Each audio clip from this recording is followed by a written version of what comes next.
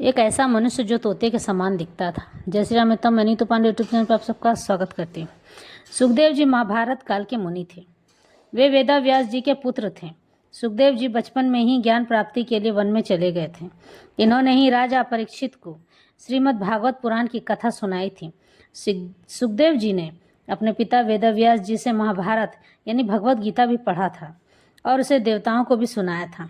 सुखदेव जी छोटी आयु में ब्रह्म विलीन हो गए थे। ब्रह्म विलीन का मतलब होता है ईश्वर में अपने आप को समर्पित कर देना, सिर्फ ईश्वर को ही जानना और इस माया लोक से दूर रहना ब्रह्म विलीन कहलाता है। इसी प्रकार की उनकी एक कहानी है। एक बार की बात है कि शिव जी माता पार्वती को कथा सुना रहे थे, लेकिन माता पार्वती को अचानक से नींद आ गई। लेकिन उस कथा को एक तोता सुन रहा था और हुंकार भर रहा था।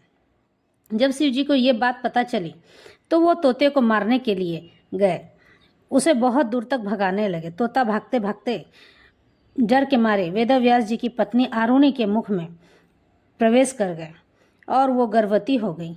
लेकिन वह तोता डर के मारे 12 वर्ष तक बाहर ही नहीं निकला। तब भगवान श्री कृष्ण ने आश्वासन दिया कि बाहर आने पर तुम्हारे ऊपर माया का कोई प्रभाव नहीं पड़ेगा, तुम माया से निश्चित ही दूर रहोगे। फिर सुखदेव जी गर्भ से बाहर आए और ये महर्षि विशिष्ट के पुत्र कहलाए।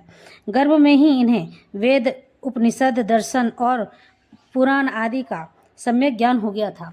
छोटी सी आयु में ही सुखदेव जी ने अपने ईश्वर को प्राप्त कर लिया था और ज्ञान की प्राप्ति में वन चले गए थे।